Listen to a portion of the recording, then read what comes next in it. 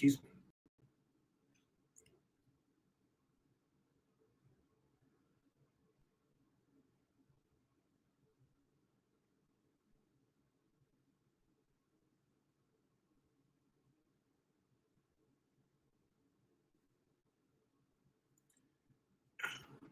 Shalom, shalom.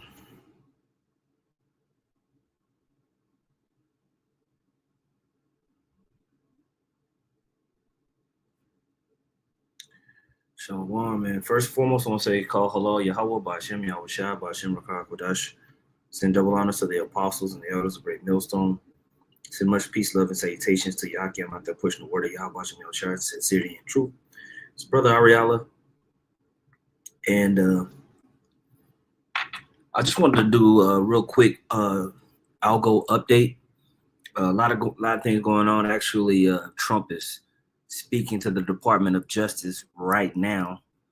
But I wanted to highlight some things that have been in the news. One of the big things that's been in the news is the economy. And, they're intentionally, setting a crash in this economy with the moves that they're making and putting a lot of uncertainty out there. But, what seems like uncertainty is nothing but the Heavenly Father pushing things forward towards fulfilling the prophecies that we read about. Here in Proverbs 21:1, it says, the king's heart is in the hand of the Lord. As the rivers of water, he turneth it whithersoever he will. And so the Most High is putting it on the minds of the kings of the earth, particularly Trump and these other world leaders, even the elites that are behind the scenes that we don't see, to manifest the MOTB, to manifest World War III. And there's nothing that they can do to get out of it. When you see them do all these tariffs and the trade wars that's happening and the uncertainty that's touching the markets, you had a lot of people banking on AI, tech sector. A lot of people that put leverage or borrow money and made bets in the market that these industries and these sections of the market were going to go up, especially when Trump got in there. And the people who over leveraged themselves basically are getting liquidated, or getting pretty much being wiped out, So the money that they bet on is we're seeing record amounts of liquidations happen in the market, and we're going to see more of that as they continue to spread more chaos. Here in Daniel chapter 2, verse 20, Daniel answered and said, blessed be the name of Yahweh Ba'ashem Yahushua forever and ever, for wisdom and might are his. And he changeth the times and the seasons. He removeth kings and setteth up kings. He giveth wisdom unto the wise and knowledge to them that know understanding. He revealeth the deep and secret things.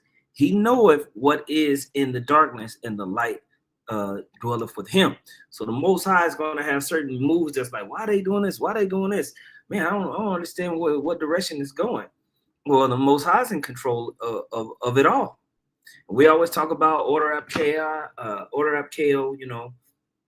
and how they create all this fervor. They create all of this confusion, but they already have a predestinated plan that they hope to accomplish at the end, and we know it's going to be a snare unto them.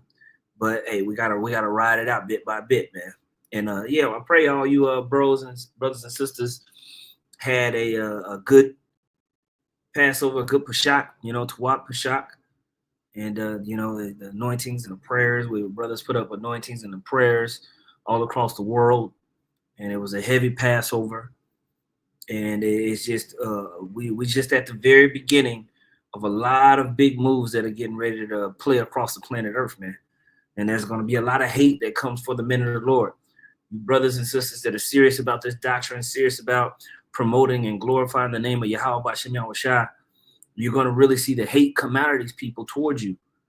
And it's going to feel like, what the hell, like out of nowhere. But you got to understand that this is the course that we agreed upon.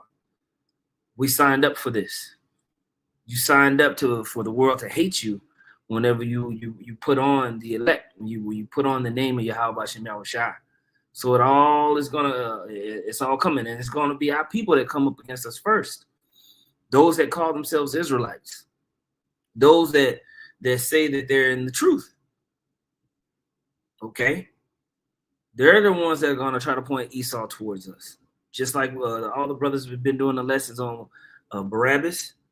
We're gonna see that happen again. If it happened to the Lord, you know it's gonna happen to us. So stay prayed up. I pray everybody was anointing themselves and staying in the mindset of the grace with Yahweh Shema Shai. So when the real time for the Passover comes, this next Passover comes, we all make it, man. All right. But back on the topic, I want to read this in Proverbs the 16th chapter. In the 9th verse, it says, "A man's heart deviseth his way, but the Lord directed his steps." Okay. You see, the Most High is the one that's doing everything. Okay. Most High is the one that's directing the ups and downs, the lefts and rights, the twos and fros of the world that we see. Okay. All right. So I want to play a few clips and update. And to the usual suspects, if you want to jump in, I sent the links out. If you want to jump in, let's go to this clip here. So this is the Canadian prepper. Brothers like Canadian prepper. He alright. You know, sometimes he can be a little over the top for me, but this is a video where he kind of touched on a few things. So I'm gonna kind of play through this. All right. Now, one of the things Apostle Tahar has been talking about is the price of gold. Really, Apostle Tahar has been talking about gold for forever. But the fact that it hit over $3,000 an ounce is amazing. I mean, it's a record level highs for gold, and it's indicative of basically the elite getting ready to get rid of this current financial system and come into a new financial system. As we see the price of gold and silver skyrocket, it's a safe haven asset, meaning turbulent times are going to come to the stock markets, and people who are speculative investors and retail investors are going to be getting smacked. And they want that. They want middle tier, low level people to get rinsed out of the market, so all that money can be consolidated with the very few. Okay, so you got a lot of people over the course of the last few years entering into the market saying, "Oh man, it's about to be AI'd up. We about to do this technology, NVIDIA. We're gonna get these stocks." And so as everybody piles in to prepare for a major bull cycle, then they dump it on everybody's head. And if you had leverage, if you took out a bet to say, "Oh, it's gonna go up," and then it ends up going down, you get what's called liquidated. Okay, I'm gonna play this, and then maybe I'll look up something that talks about liquidations, just to bring more clarity to that. Let's see, I'm gonna play this. This is your World War III update. A sea of red, a red wave, a bloodbath on Wall Street. If only I was a vampire. $3,000 an ounce gold. That's the first time that's ever been seen. So when you see that red like that over the course of the last week, with the whole issues with the tariffs and everything and the uncertainty in the market, those percentages are massive when you want to think about trillions of dollars circulating the market. Okay, so if you have 100 trillion and it goes down by 5-6%, somebody can do the math of how much money that is. It's a tremendous amount of money. 6% of 100 trillion is a tremendous amount of money gone just like that. And it's more than that, Seen in human history. We're entering the $3,000 to $4,000 level. You know what that means? This is the barometer of social chaos. What do we get at 1,000 to 2,000? Well, we started a little war. What do we get at 2,000 to 3,000? Well, we started another war. What are we going to get from 3,000 to 4? You do the math, folks. You do the math. This guy. So what he just said, when gold went from 1,000 to 2,000, there was a war that started. They were preparing for war. And he said the same thing happened at the beginning when 2000 was when it was about to go from $2,000 gold to $3,000 gold. And then so what do you think? You know, we talk about that third woe. Okay, we talk about that third woe, World War III, which you got some Israelite groups saying that's not going to happen. Absolutely insane.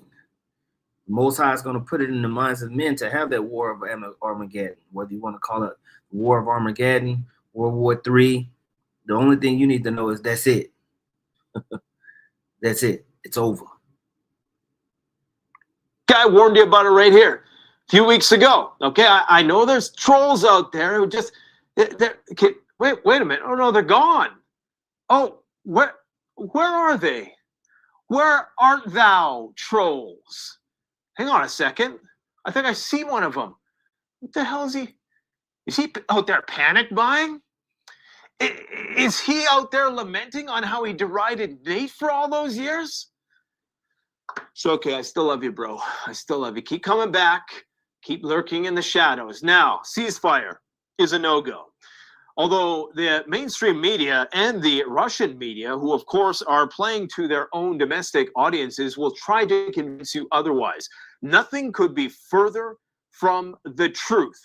This thing is intractably escalating in the shadows as we speak, as another one of Russia's oil refineries goes up in flames in the Krasnodar region. We also have the U.S. now sending long-range bombs to Ukraine as ATACMS supply dwindles. Now, the title's somewhat deceptive because I believe that these are ground-launched small-diameter bombs and they have a range of about 70 miles. Nonetheless, this all comes on the day when Vladimir Putin locked in nuclear weapons for Belarus. Okay, the French are flying fighter jets around the Baltic Sea. There's been attacks on Crimea, and Trump has removed exemptions for Russia to sell its oil to Europe. So the shit's actually hitting the fan. And all the while, the Polish president wants nuclear warheads moved to their territory, and they're trying to negotiate with the French. And how is this? How is this for symbolism? If you understand the symbolism here of these people getting off this smoky airplane at Denver Airport, then you, my friends, you are legendary. Legendary. Look at this support level on gold. I mean, this was weird how it played out today. I'm telling you guys, you know what? You know what? I'm not a numerological guy. I'm not a conspiracy guy. Things would be that. So these numbers, these gold price numbers are massive, man. Massive. Okay. I'm telling you, and it does speak to something getting ready to pop off. Okay. Because these guys, they move in the dark, they move behind the scenes, and they get ready. And there's certain things you can't hide when it comes to supply and demand, and gold is one of them. Just because it's a tangible amount. Now, do they have the paper contracts out there that suppresses the price and everything like that? Yeah, but the actual physical, when it's getting bought up like this, the market is going to move, and it's going to let you know something's getting ready to pop off. Okay, so these are good signs that we see to start this year off, man. All right, so Reuters put this out today. Let's see what this is. First time on Friday. It built gold broke through the $3,000 an ounce milestone for the first time on Friday. It built on a historic rally as trade tensions and US rate cut bets supercharge its appeal as a safe story of value. Gold is traditionally viewed as a safe haven investment during times of inflation or economic volatility. Janet Moy is head of market analysis at RBC Brewin Dolphin. Gold is really regarded as a hedge as stagflation. It works well in an inflationary environment, low growth environment, and also. Boom. So you have that, and so in the midst of all that, you have these nations trying to position themselves to get ready for this economic flip. So the heads of these nations are all, even Trump, are all trying to put themselves in what they believe is their nation's best position to get ready for this economic flip that basically is being lauded and touted right now, man. And it's just going to lead to more infighting and outfighting, more currency / trade wars, which will lead to eventually actual war. Now I'm gonna play this. Much worse. Like I said, 1,000 to 2,000, we got one war. 2,000 to 3,000, we got two wars. 3,000 to 4,000, I think we're going to war in the Indo-Pacific. Okay? But let's just talk about... Boom, good scripture. Brother put Zakar, Josiah one put Habakkuk 2:6. Shall not these take up a parable against him and a taunting proverb against him and say, woe to him that increaseth that which is not his? How long? And to him that laden himself with thick clay. Now the whole world has bought up United States debt in treasuries and bonds and everything like that. And then the United States itself is laden with thick clay, which means debt. Tremendous amounts of debt. I can't remember the average debt that even the actual United States citizens hold, but they say the average American don't even have $500 in their bank account, just cooked. You know, much less when you look at the actual nation of America and its deficit is trillions and trillions of dollars, and it's just increasing by hundreds of billions of dollars every hour. Okay, and it's just going to get worse and worse and worse. Like we said, until it gets to this next war that he just stated. Now the brother also put Revelation 11:14. The second woe is past, and behold, the third woe cometh quickly, speaking towards another world war, speaking towards fighting. You know, so they thinking that they're about to reset the economy. You know, create some type of AI digital system where you get, you know, a universal basic income and shut the hell up. Well, actually, these nations are going to end up battling and fighting against each other. You know what I'm saying? About this, I'm going to make this a quick video because, I mean, what more needs to be said? Okay? Vladimir Putin. Look at that. Brother put, as of March 6, 2025, the U.S. federal government debt is $36.56 trillion. Absolutely insane. Insane. That's what you talk about, lading yourself with thick clay. And that's why these nations now are taking a taunting proverb. We're going to get to the trade wars where you have a Canada, you have a Mexico, you have the European nations, you know, basically battling back against Trump, saying, hey, you know, you want to put these tariffs and be a tough guy. Well, we'll play this economic game of chicken with you because we know you have a lot of debt yourself. Okay, we'll see if you and your citizens can hold out and play this game. We're going to see how far it goes. But you got talking heads and talking about a recession, depression, which we've already been in that. But, you know, they just print themselves out of it. But we're going to see, you know, the same thing that happened in Rome. Is dissembling in his negotiations with Trump. Essentially, he's like, you got two megalomaniacs going at it here, right? And they're both really more concerned about appeasing their own domestic populations because neither want a revolt or civil unrest. So what you have now, what he just said is true. What he's talking about is Putin versus Trump. Trump pro-America, obviously Putin's pro-Russia, but all the nations are getting into this individualistic mindset.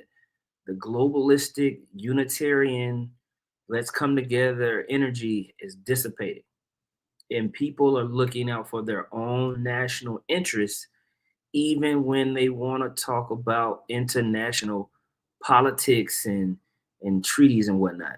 All the leaders of the nations are really, they're coming to the table thinking, I'm just getting what's best for my people. I ain't worried about too many compromises with the other nations, because they all know something's getting ready to come down the pipeline. And they want to grab up as much as they can. Have here is Putin doing a masterful negotiation with Trump in that he doesn't outright reject the ceasefire, and he even words it in such a way. These Russians, they're just excellent wordsmiths. They're just excellent linguists in general. I mean, Dmitry Medvedev, you know, say what you will, but he's like a modern day Bukowski of sorts. But Putin basically has agreed without agreeing. He said, well, I agree to the idea of a ceasefire, but there's all these conditions. And so what does that mean? We're right back where we started, which is why the war continues to escalate in the shadows. Trump said what he needed to say to get elected. Do I believe that he had the best of intentions when he said those things and he maybe genuinely thought that he could end the war in 24 hours without understanding all of the nuances and all of the history and the complexity of this conflict, and not just reducing it through the prism of a very Western-centric mindset, which should just force other countries to accept terms that are insufficient to them? Well, let's hear exactly what Putin said, then I'll tell you what Ukraine said, then I'll tell you what Trump said. I'm going to tell you why we're back at square one. This thing continues to escalate, and we are closer to nuclear war than ever before. And I'm going to leave it like that. We have Russia's position is as follows. Vladimir Putin believes, given the situation in Kursk. Now, the brother Zakbov just literally just uploaded a video where it was an interview with Trump. I can't remember if it was CBS, ABC, what it was. But basically, Trump was like, you know, people are so worried about climate change. The main thing that we need to be worried about is thermonuclear destruction. You know, that's still on the table, you know. And I believe that there's more nations proliferating nuclear weapons that they put out there. I believe it's more than what's reported. Okay? Because how you going to have these nations that you know, like America and Russia, have all these damn nukes, and you just gonna sit there and stare at their ass like a dummy? If you're a somewhat modernized nation, you would do whatever you could to make sure you had some weapons too, you know, as a deterrent. So whenever these nations start to really go to war with each other, there's gonna be a lot of shock. You know, that's why the scriptures talk about for 1 hour, man. The America's gonna get caught off guard, man. They're gonna be completely caught off guard. I'm gonna read this in the book of Job, in the NLT, in the 18th chapter. I'm starting at the 7th verse. It says, "The confident stride of the wicked will be shortened; their own schemes will be their downfall. The wicked walk into a net; they fall into a pit. A trap grabs them by the heel, a snare holds them tight. A noose lies hidden on the ground, a rope is stretched across their path. Terrors surround the wicked and trouble them at every step." Okay? And so that's what's happening to the wicked, man. The U.S. thinks that they're making all these plans and they're in the driver's seat. But who's actually in the driver's seat? Yahweh Shem Yahushua. Okay? Because as they plot and scheme and think that they're going to be able to get this position into the market, it never crosses their mind that, oh, man, that button actually is going to get pushed. We ain't going to make it. A ceasefire would be beneficial for Ukraine, as without it, they risk being physically blocked and left with only two options: surrender or die. The president also said Ukraine might use the 30 days to continue forced mobilization and replenish its weapon supplies. The cessation of hostilities must lead to long-term peace and a resolution of the root causes of a crisis. So in voicing it in this way, he doesn't reject Trump's proposal. And Trump, once again, actually looks successful, at least for this first phase of the negotiation. In fact, you had it plastered on headlines all over Russian and Western media that Putin agrees to ceasefire. But what does that mean? That doesn't mean accepts. There's a big difference between agrees and accepts. I agree that a ceasefire would be great, but do I accept the terms you're proposing? No. So where does that put us? Square one. We're talking, but we're not making any progress. In fact, things are actually going backwards because Trump has now removed the exemption that would allow the Europeans to buy Russian oil utilizing Western financial system. The cessation of hostilities in Ukraine must lead to a long-term peace and the resolution of the root causes of the crisis. Putin did not rule out discussing a ceasefire in Ukraine with US President Donald Trump, emphasizing that Ukraine should have urged the Americans to call for an end to hostilities based on the situation on the ground. Okay, so you have that, and I'm gonna play this one last clip here to kind of go in on this and kind of wrap up this idea with the ceasefire agreements and how they're failing and how they're all over the place, because we already know how Russia is positioned in prophecy. They're set up as a guard, like it talks about in the book of Ezekiel. If somebody wants to put it on the comment board for the sake of edification. You know, Russia is set to be a guard to these other nations that are in BRICS, you know, that are some of these African nations and Arab nations. You know, they're set up as a guard, even to a nation like Cuba, which is right there off the coast of Florida, of the United States. So what's going to be in the mind of the leaders of Russia? They're going to keep their finger on the trigger towards the United States and the West. They might politically want to talk about a ceasefire, but their finger is on the trigger, man. Their finger is on the trigger, always. There ain't no trust there. His first 100 days at the moment. That's why he's pushing this quite hard. Vladimir Putin is working on the next 5 or 10 years. We're in completely different timeframes. And of course, there is always the danger that should President Putin play too much for time, that Trump will just get frustrated and walk away. Oh, very much so. And if that happens, Russia will get hit with very, very hard economic sanctions, greater than the ones that are at the moment, with probably a deliberate wrecking ball approach to the international global economy, where it's focused on Russia, and Trump will do that. But he will then, I suspect, take the gloves off in his support for Ukraine, if he can get over what I think is a personal beef between him and Zelensky. And that's another thing, man. You have these alliances, but then the Most High's got it to where you can tell you can tell Trump and Vance don't like Zelensky. They just don't like this nigga. So they're supposed to be allies, but they arguing in front of cameras and all types of crazy stuff, man. You know, they have there's something there where Zelensky feels entitled. Trump feels like he needs to bow down, and he ain't doing it. So that's even more of just how the Most High controls the course of the river in the minds of these kings. Everything is just all over the place, man. It's all over the place. That is the one thing that I think is proving real difficulties in Trump dealing with Ukraine. He seems to be petulant in his view of Zelensky. But if Putin doesn't comply, and if Putin doesn't have some form of control over Trump, because there's always that potential that's there, then Trump would take the gloves off. Okay, I know we're sort of in realms of the unknown at the moment, but supposing we get the ceasefire for 30 days, and after 30 days, we're nowhere near a peace deal, an extension is needed. At what point is that totally counterproductive? Because it does give an opportunity for the aggressor to build up its stocks, rebuild, resupply. It gives both sides the chance to refurbish, reorganize, build their stocks up, resupply, and prepare to go again. And both sides will do that automatically. It's what can then be done to try and stop that from happening, potentially with the Russians, and to help the Ukrainians get in a position where they are ready to defend if they need to.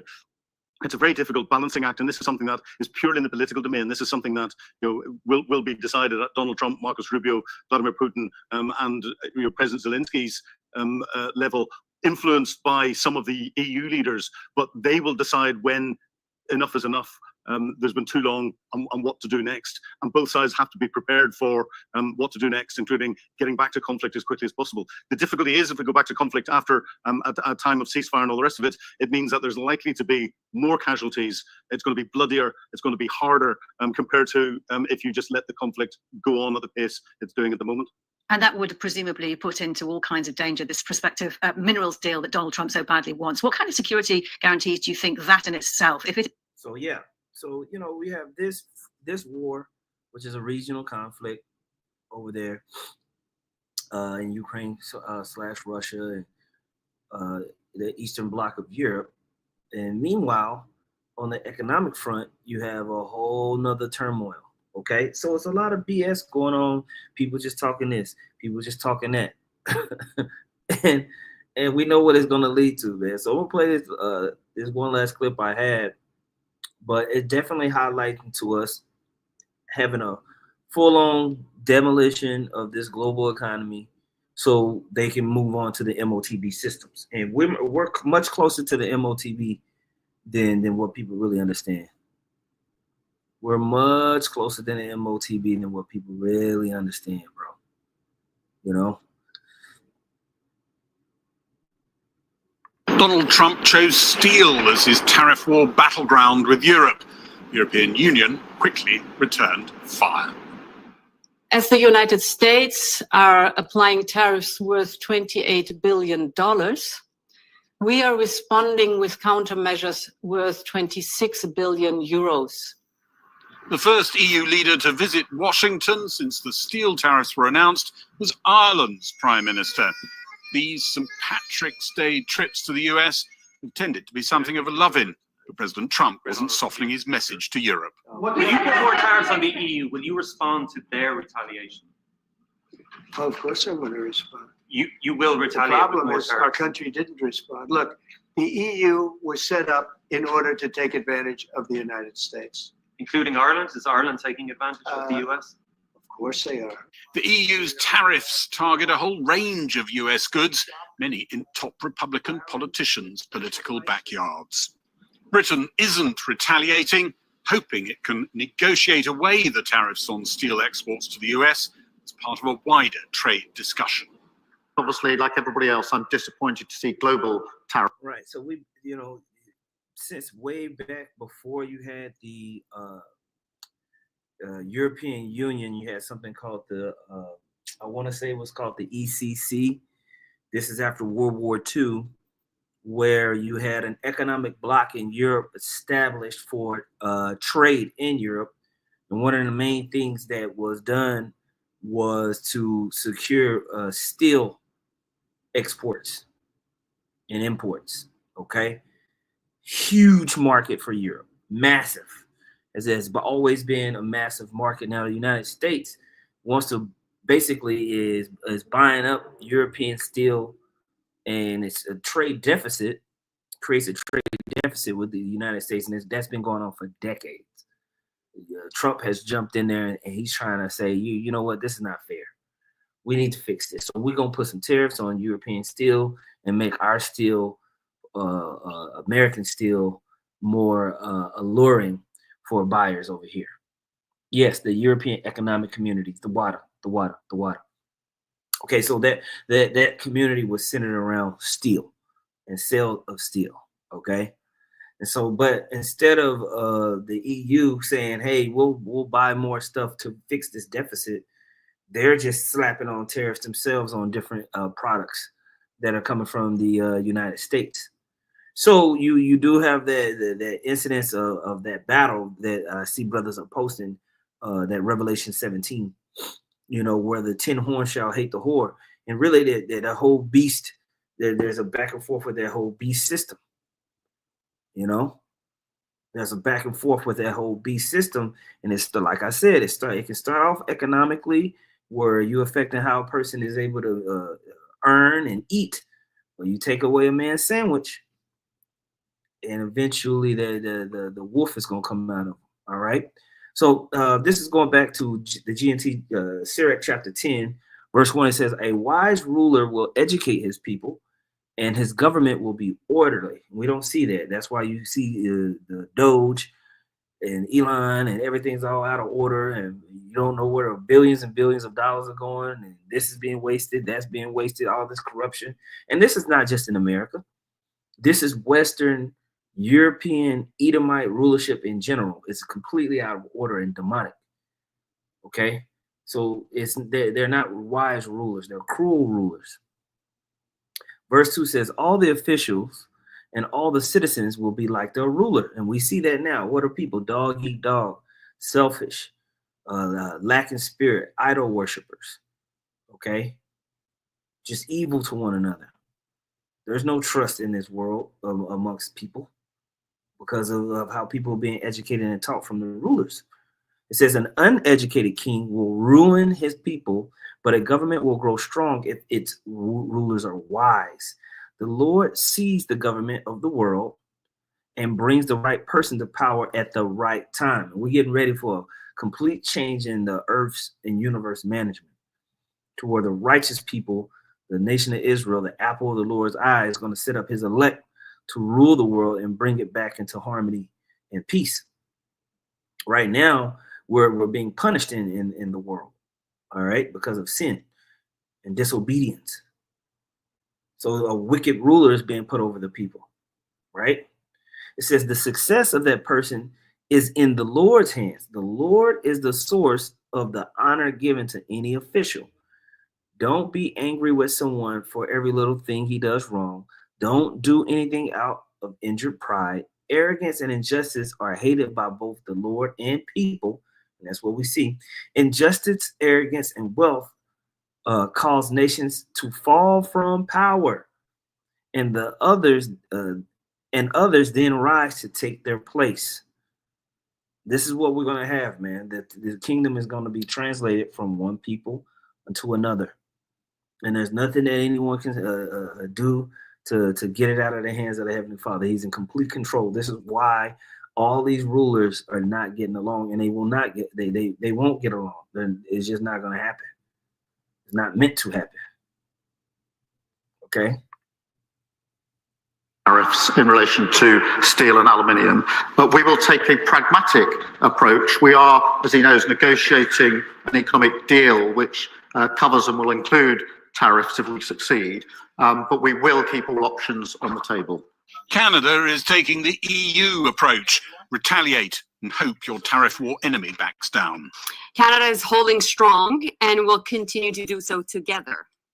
Well, make no mistake, though, this is going to be a day-to-day fight.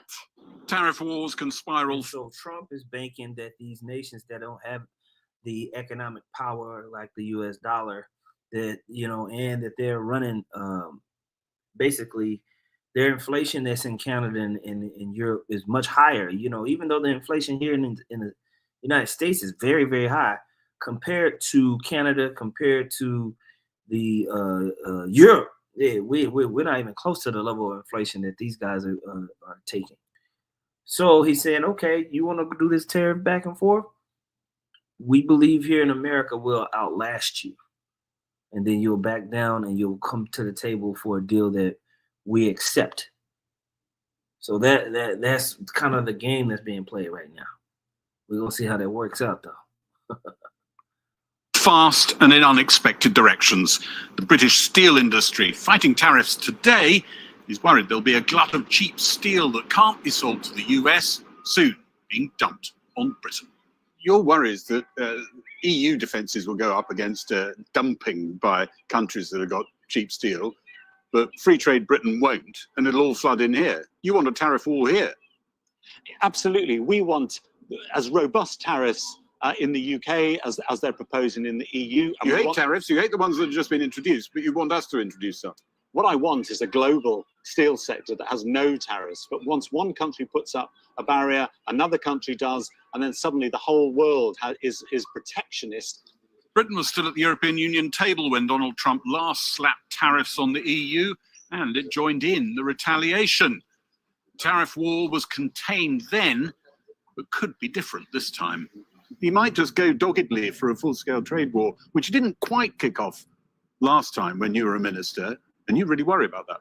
Well, I think I do really worry about it. I think it's going to end poorly, I think, for Trump and the US economy. I think, and maybe the rest of us. And almost quite likely the rest of us as well. There's a bad history for trade wars and a bad history for tariffs. Back in the Oval Office, the Taoiseach was hearing firsthand of other potential incoming tariffs. Tariffs on European cars, is that something you're now considering? Oh, absolutely, I will do that. Think of it, they have millions of cars coming in, millions and millions of cars. One of probably the largest. Japan's very big too. Barely 12 hours after. Yeah, so you go to the Europe and the brothers in the band, you ain't gonna see no Ford. You're not gonna see a Chevy. You're not gonna see just someone driving a Mustang. But over here, you see foreign cars all over the place. From Volkswagen, BMW, all of them. So, Trump is like, oh, yes, for sure. Yes, for sure. And this is not going to do nothing but create more and more and more and more angst between these nations. which we already expect because that's what the prophecy said would happen. All right. So this is Jeremiah chapter 51, verse 7. It says, Babylon have been a golden cup in the Lord's hand that made all the earth drunken. The nations have drunken of her wine, therefore the nations are mad. So the nations have capitulated and drunk the wine that Babylon gave it, man. The philosophies, its international legislation and dominance economically and politically. The nations have basically just been bootlickers to America, right? Once it rose up after World War II, especially. It says, Babylon is suddenly fallen and destroyed. How for her take balm for her pain? If so be she may be healed. All right. So all of a sudden, Babylon is going to be wounded. Right. We would have healed Babylon, but she is not healed. Forsake her and let us go everyone into his own country, for her judgment reacheth unto heaven and is lifted up even to the skies. See, as Trump moves and this whole MAGA movement, you got Esau over here, is super excited, thinking that they're about to gain something in the earth. Well, you're looking at the complete destruction of what they understand is the white man's beautiful paradise of America and their control of it. It's all going to crumble and fall apart. All right. As the more closer they get to the MOTV, the closer they get towards Armageddon and World War III, the closer they get to the complete destruction of this place, And so there ain't gonna be no healing or saving this place. It's just gonna be mayhem and finished, right? 1 Thessalonians chapter 5 and 3, it says, For when they shall say peace and safety, then sudden destruction cometh upon them, as travail upon a woman with child, and they shall not escape. Okay. So, well, we're going to do this ceasefire deal. We're going to come, and they might say that they did the ceasefire deal. And they might say that, we finally reached some type of, economic agreement with Canada and the EU. They're only going to say that when they're ready to move on to the next step. Right now, they're rinsing the market. They're rinsing the market. All the people that was making bets that the market was going to go up and they were going to do this and that, they're getting rinsed out. Rinsed out. Matter of fact, let me see if I can let's see. Leverage liquidation. Let me see. Let's take a YouTube journey. Okay, they show it with crypto. Something quick. Yeah, crypto is relevant. Let's do this. I'm going to quickly explain how liquidations work in crypto. So a liquidation is when your positions are sold off automatically and all of your borrowed money is taken by the exchange because of a losing position. In other words, a trade that you entered in and you're then left with nothing. Liquidations only apply when you're either margin trading or... So a lot of people like to do margin trading and futures trading because you can flip your money. Like, it's gambling basically in the market. So you could borrow... you'll see people borrow $10,000 and go and do some type of margins of future trade. And oh man, I hit now. My $10,000 is worth $500,000 now. And it's extremely rare that people hit it. But you'll see all these charlatans on YouTube pretending as if they make so much money from doing this when they actually are just making money from their subscribers, and they're gambling with their subscribers' money. Or trading futures, as you must have borrowed funds to enter your trade. This means that if you're trading on the spot market, you're fine. You cannot get liquidated. Liquidations work when you've borrowed money to enter a trade and the market value of your account balance becomes roughly that borrowed amount. As an example, let's just say that you only have $1,000. You borrow $2,000, which means you now have $3,000. You use all of that $3,000 to enter a position. This means that you're leveraged by 3 times. This means that if the value of your account balance goes to $2,000, you would get liquidated. A drop from $3,000 to $2,000 is roughly a 33% drop. This should make sense because you only put in $1,000 of your own money, which you just lost in a trade. For the other $2,000, that belongs to the exchange. It's money you borrowed that they'll take back if you don't have any other funds in your account balance. Now people do this, man. So they see Bitcoin go up to $100,000. They'll have, maybe 30, 40K, and then they'll go borrow 60, 70K so they can get one whole Bitcoin. And then what the fuck happens? The price drops all the way down to 70K, and you lose everything. They just take the whole thing. You're done. You're out of the market. Tons and tons and tons of people were wiped out of the market on this last downturn in this cycle. Tons of people smacked. The example that I've shown is a very simple example and doesn't account for margin requirements. This means how much you have to have in your account balance before getting liquidated. Let's use the same example from before, but let's add in margin requirements. For margin requirements, the exchange requires that you have 5% as an example. Now, each exchange will have their own requirement, and so I'm just using a random number. Exchanges require this so they don't lose money in the event that the market value of your balance plummets. With a margin requirement of 5%, this means that you'll get liquidated when the account balance is $2,100. This is the $2,000 that you borrowed plus 5%, which is how that extra $100 is calculated. This is a drop of $900 or 30% on your position. If the value of your account balance becomes $2,100, your position is automatically exited. The $2,000 that you borrowed will be returned to the exchange, and your account balance will be left with nothing due to the margin maintenance. So the best way to not get liquidated is by borrowing lower amounts, or if you've already entered a trade, you can put in more margin to. The best way is to not do that shit. Now, certain brothers do it. I stay away from it.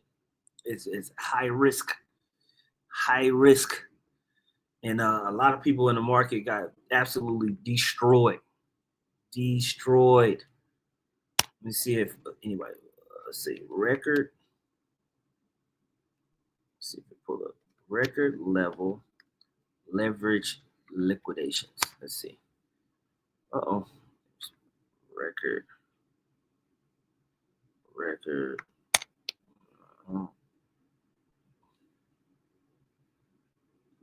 I saw somebody get liquidated for $210 million last week.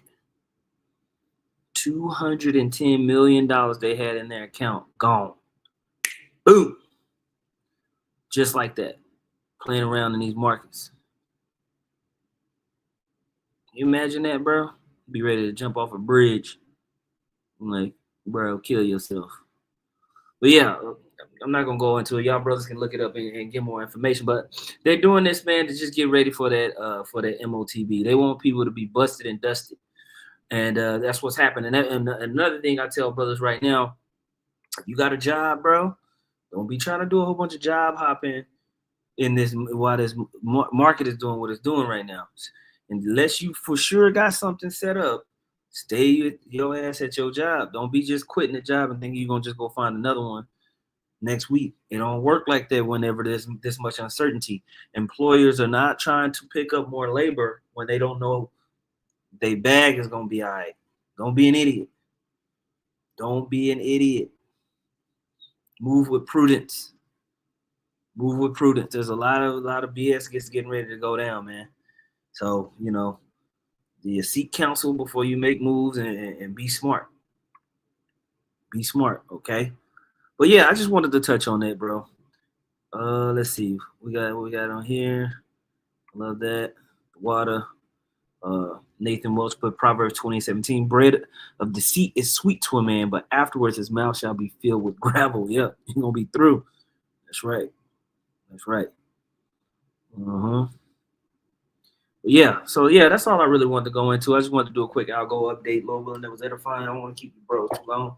Appreciate you, everyone that put comments and scripture, the water. But with that, man, I'll say call hello Yahweh, Ba'Shem Yahweh Shai, Ba'Shem Kodash. Double honor to the apostles, elders, bishops of Great Millstone.